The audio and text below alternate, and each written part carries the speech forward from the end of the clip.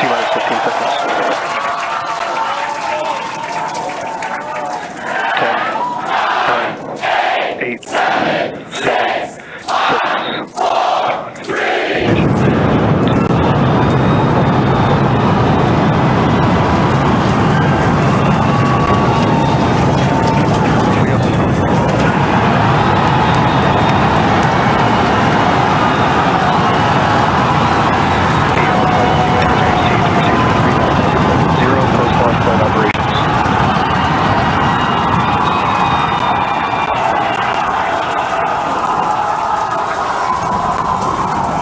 Upper chamber pressure is nominal.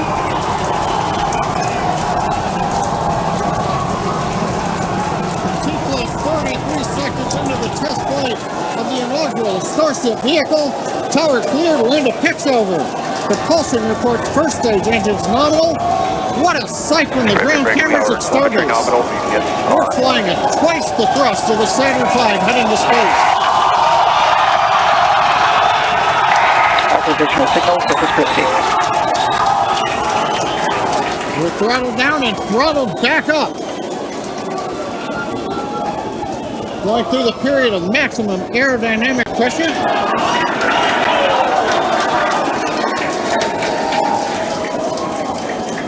As the velocity increases, the density of the atmosphere is decreasing. Max Q. Lessening stress on the vehicle. The call out, max Q now.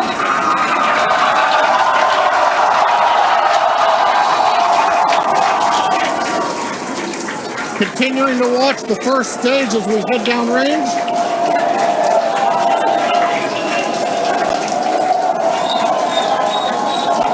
A 100 seconds into flight.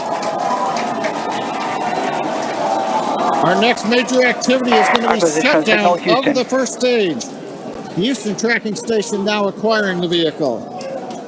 With shutdown, we will get separation of Starship and Super Heavy and ignition of the Starship engines. When Starship separates, we light up 6 engines in a staggered sequence. If all goes well, those 6 engines will burn for almost 6.5 minutes. Onboard view from Starship. And there's views of the Raptor engines on the second stage as we prepare for stage separation. Now after stage separation, the first stage will flip and begin a boost back maneuver for landing in the Gulf.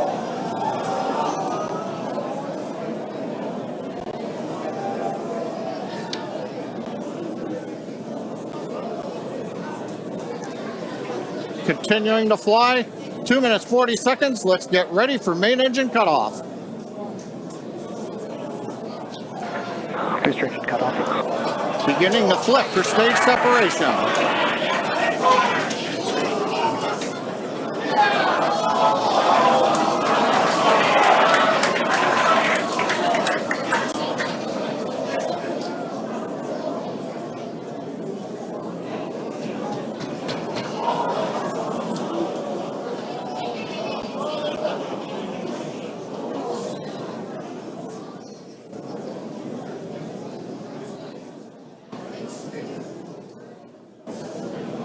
As of right now, we are awaiting stage separation, where Starship should separate from the Super Heavy booster. Yeah, Kate, right now it looks like we saw the start of the flip, but obviously we're seeing from the ground cameras the entire Starship stack continuing to rotate. We should have had separation by now. Obviously, this is does not appear to be a nominal situation. Yeah, it does appear to be spinning, but I do want to remind everyone that everything after clearing the tower was icing on the cake. And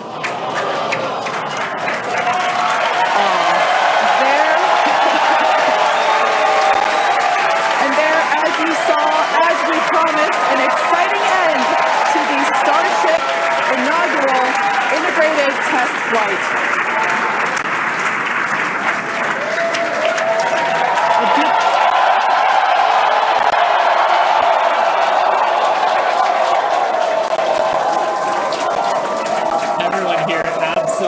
Pumped to clear the pad and make it this far into the test flight, the first integrated flight of the booster and the Starship vehicle. live view there of our control center at Starbase, which we refer to as Star Command. As we said before, obviously we wanted to make it all the way through, but to get this far, honestly, is amazing. Well, if you're just joining us, Starship just experienced what we call a rapid unscheduled disassembly, or a RUD, during ascent. But now this was a development test. This is the first test flight of Starship, and the goal was to gather the data, and as we said, clear the pad and get ready to go again. So you never know exactly what's going to happen, but as we promised, excitement is guaranteed. And Starship gave us a rather spectacular end, what was truly an incredible test thus far. Now, as we mentioned at the start of today's program, any and all the data that we collected during the test is going to help us with further development of Starship, and it's going to improve the vehicle's reliability as SpaceX seeks to make life multiplanetary. It's really worth noting that the flight path was designed to be over water and all the air and sea space. Along with that flight path and those surrounding areas were cleared in advance of the test. And of course, we're going to be coordinating with local authorities for the recovery operations. But honestly, what an exciting morning. Oh my gosh. We had a successful liftoff from Starbase, Texas at 8:28 a.m. Central Time. We cleared the tower, which honestly was our only hope. We cleared the tower, and all the data that we collected all the way through all those Raptor, those 33, although I think we saw that 3 Raptor engines were out. But we got all that data, and we got so far as to hoping to see the Starship, the second stage, separate from the first stage, the Super Heavy booster. And unfortunately, we didn't make that happen, but that's okay. It was the first integrated launch, and honestly, today was amazing.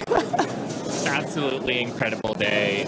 We made it through a number of those initial test objectives with getting booster ascent, getting all the way through the countdown, working some issues at the end. Like, really fantastic day. Got through the gate at T-minus 40 seconds on the second try. Everything released, the hold downs, quick disconnect arms, everything moves out of the way. And then we got the vehicle off of the pad, through max Q, all the way up to stage separation, even starting into the prep for stage up. And then, as we say, a lot of excitement. Yep. Honestly, my face has had a smile on it since liftoff, and now my face hurts. Now, since we don't have any insights on the cause of our rapid unscheduled disassembly at this point, we're going to end our webcast here. Teams will continue to review the data and work toward our next flight test. But before we go, a big congrats to the entire SpaceX team on an exciting first integrated flight test of Starship. And of course, a shout out to our viewers. We appreciate you joining us. And as always, we thank you for your interest in Starship, SpaceX, and your ongoing support. Till next time.